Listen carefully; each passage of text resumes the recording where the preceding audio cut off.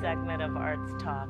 I'm Sherri Burr, your host, and my special guests for this segment are two of the creative minds behind the Southwest Writers Anthology, Jonathan Miller and Peggy Harrington. Welcome, Jonathan. Welcome, Peggy. Thank you. Thank you so much. Yes. So it's wonderful to have you here.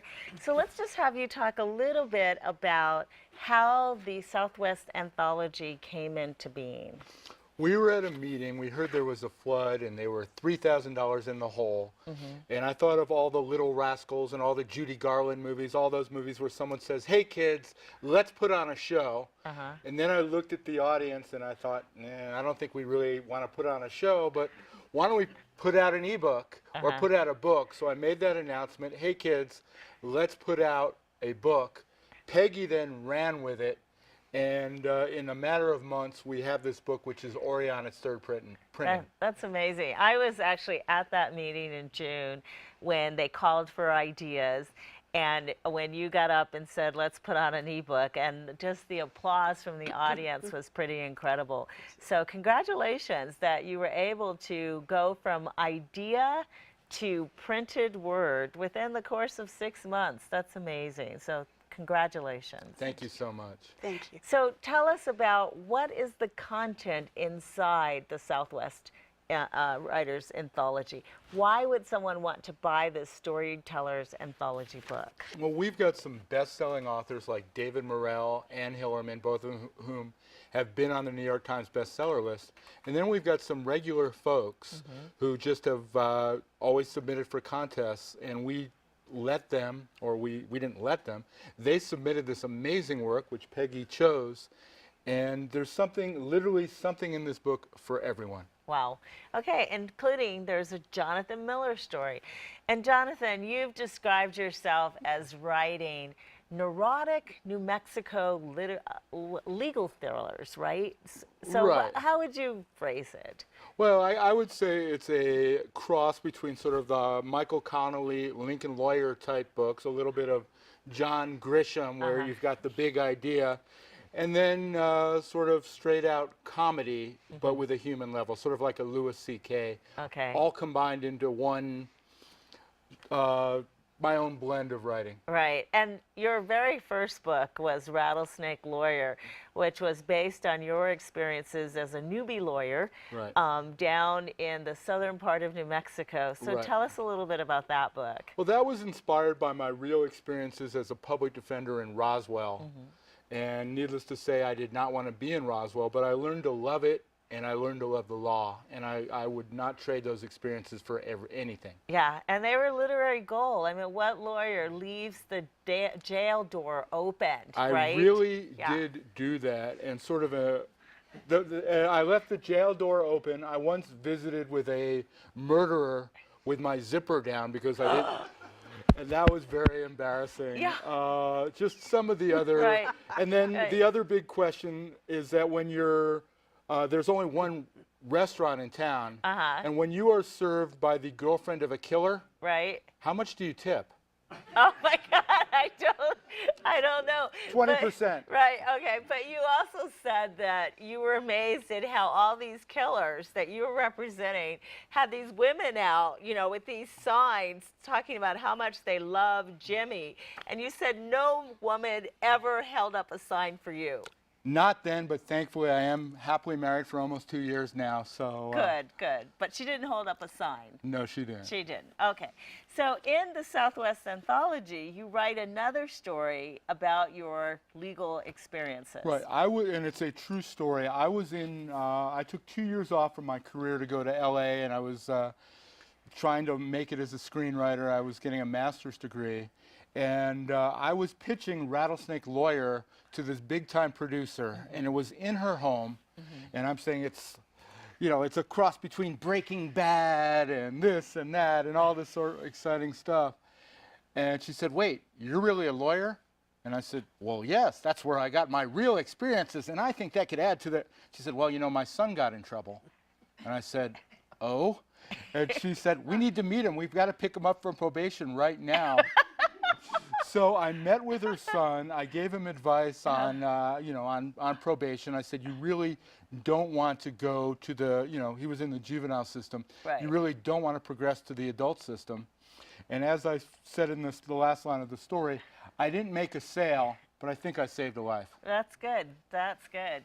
Okay, so Peggy, you're in here twice, starting with your editor's notes, and you thank a lot of people who helped you, including some people who are in the audience. So just talk a little bit about this process of creating this as the editor.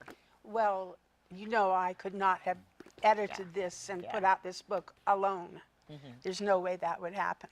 So I got Jonathan's name on the cover, and he's a hard act to follow anywhere. And I got an and credit. I didn't get an ampersand. I got an and, which is a better credit. And Patricia Woods and Jackie Loring, Jackie's here today, Okay. helped with choosing the content and editing stories. And then we had 4 proofers who went through and proofed and made changes, told us what needed to be changed, that sort of thing. We have 4, I think, best-selling authors in here, and they're all in the first part. Oh, that's great. Yeah, and they all, everybody donated their work. Okay. Everyone. No one was paid for any of their work here. Okay. So we are here in front of a studio audience, some of whom contributed. I'd like to see if anyone who's in the audience would either like to have a question for Jonathan or Peggy, or would be willing to tell us a little bit about their work that's in the anthology. So Kathy Wagner, or who else? Who is it? Jonathan, how long did it take you to write Rattlesnake Lawyer? How long did that take you? Was it a year? 10 years. Oh. I made so many revisions. I had it professionally edited. Then I went back. Originally, it was very confusing. There were 3 trials going on in the end. I thought, oh, maybe I should have 1 trial going on at the end. And I also wanted to have the ending of it call back to the beginning. So it literally, I didn't spend every day getting it, but I started writing it December 26, 1990, and it was published June 6, 2000. Wow. Wow. Well, that's a process that a lot of writers go through, where it can take them quite a while to write and get something published. And that question came from Alexandra Delmore, who's also in the book. And I was wondering, Alexandra, can you just tell us a little bit about the story that you have that's in the Southwest Writers Anthology? Yes, it's called Molly Cat, and that inspired me to write about a cat whose owners really want to take her to a shelter and didn't find her a home. And I have a friend who happens to be a nun who doesn't like cats.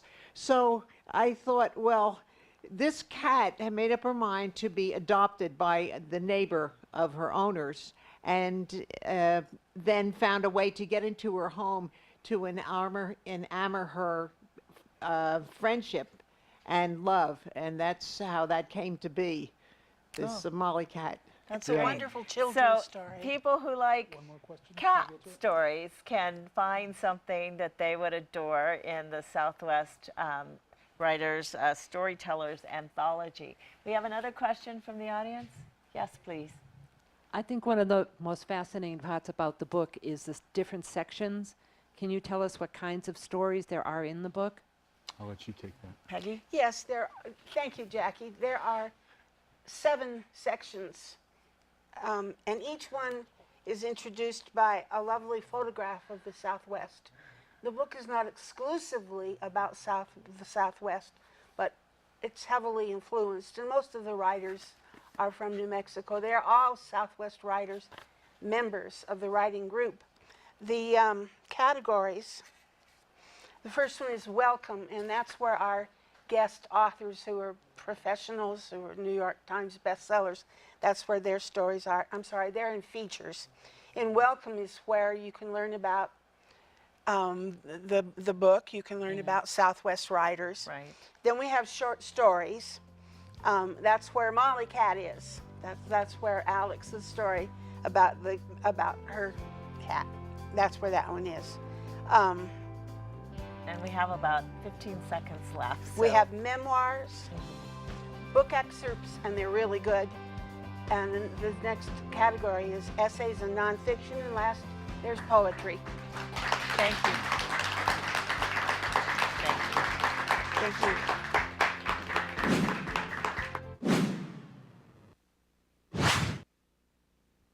UABQ isn't looking for you if you know what to do with a gosh darn camera.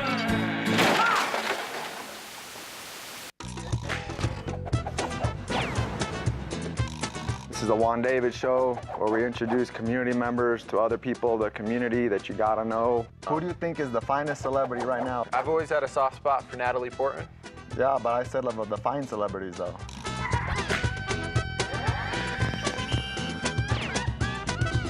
Be yourself who you are inside, regardless of what your outside body looks like, because everybody inside looks exactly like someone all fine, okay?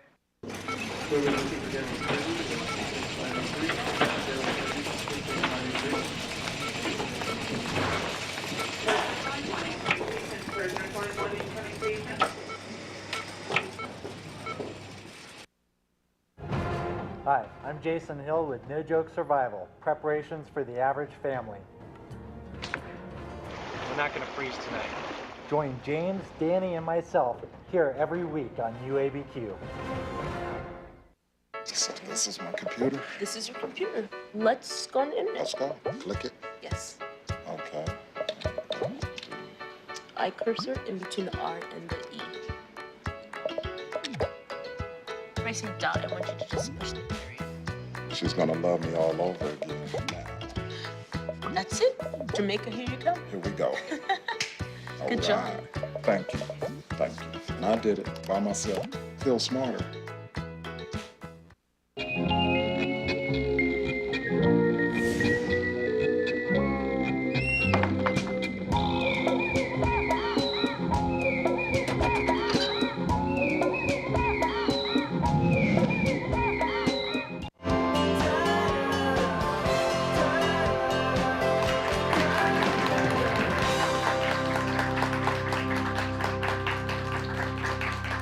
Welcome back to Arts Talk. I'm here with Jonathan Miller and Peggy Harrington. They are among the creators of the SouthWest Writers Storyteller Anthology. And when we left off in the last segment, Peggy was telling us about what's in the book. And Peggy, you didn't mention poetry. So I wanted to ask you to tell the audience how you selected the poetry and maybe read us a poem. Oh, that would be great. There are only 9 poems because that's all we had room for. Unfortunately, I had way more than that submitted. And most of them are set in the Southwest in a very picturesque way.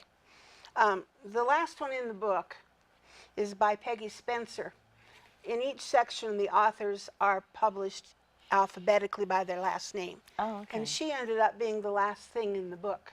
I'd like to read it to you. It's short and it's really cute. Poor Wally's computer has gone on the blink. He tried to upgrade it, but what do you think? The hard drive went wacko. The files disappeared. His screen sent out sparks and the keyboard got weird. Whenever he typed, he got music. No joke. His computer was fine, but now it's Baroque. Wow, that's great. It's called Crash. Crash. Yes, and that's a great story because I think all of us has had that experience where things have disappeared in the computer Yep. world. So that's a great one. Yes, Peggy? Well, we have all sorts of different stories in here. There's everything from science fiction and paranormal to memoirs. One in particular about climbing is delightful. Another describes arroyos in New Mexico, and it's beautifully done. I see people in the audience that are published in here, and we had so many submissions We couldn't publish them all. We could only publish about half of what we received. And even then, this is a sizable book. So there isn't enough to publish another one, but here's a scoop for you, Sherri. Yes. I think we're going to publish other anthologies. Oh, good. But not good. this year. I think we're going to take a year off and do it next good, year. Good, yes, because I can imagine that was quite a lot of work to go from idea to publication within the course of 6 months. That's incredible. Let's ask the audience if there are other questions that they have for Peggy and Jonathan. Yes, can you stand, please, so we can see you? Peggy, you've mentioned several challenges that you had in selections for the anthology. Could you talk a little bit more about that? Yes, can you repeat the question, Peggy? Can you say a little more about what you like the challenge? There were lots of challenges, yes. Right. Well, I know you had all those selections and you only had a limited space. And so I was just wondering if you could talk a little bit more about the challenges within maybe each category or what categories to include. Yes. She wants to know how things were selected, I think. Right, yes. And how we determined the categories. Exactly. The categories were determined by the content. And Gail, who asked the question, has a story in here called Climbing. It's a memoir and it's delightful. With the categories, what we did is we went through the three editors, sort of. Jackie, Patricia, and I went through and rated all the submissions, and we had like almost 200,000 words. There's 70,000 in this book, so you see the challenge it was. And we rated each one, each individually, and they were yes, maybe, and probably not. Oh, okay. And then we got that down. We had to shorten some of the stories in order to get more people in, because that was one of the things I was looking for, and lots of diversity. And I asked people to shorten stories, and everybody but one made the deadline. Oh, good. So I'm really proud of this. This is a really good book. That's great. And is this your first edited anthology? Yes, Peggy? it is. I'm a Congratulations. nonfiction writer. I'm an editor by trade.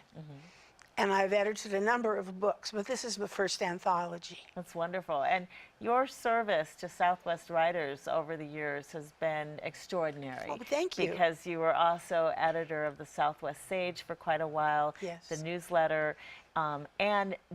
Because of that, you have really helped writers grow over the course of the years. So Thank we're you. all grateful for your service to Thank you Southwest so writers, much. Peggy. Thank you, Sherri. I decided I had about, 10 seconds after he said, let's publish an ebook, okay? And she came right up and Okay. she took over. While there was a little bit of talk and applause, I was thinking, dare I do this? I don't think they can pull this off without an editor. Right. Especially people who've read my edited works. I did it for a couple of reasons. One was to help writers get published. Another was to pay back, because I have so many good friends in Southwest writers, and I have learned so much. And it was labor of love, just like everybody's contributions. Right.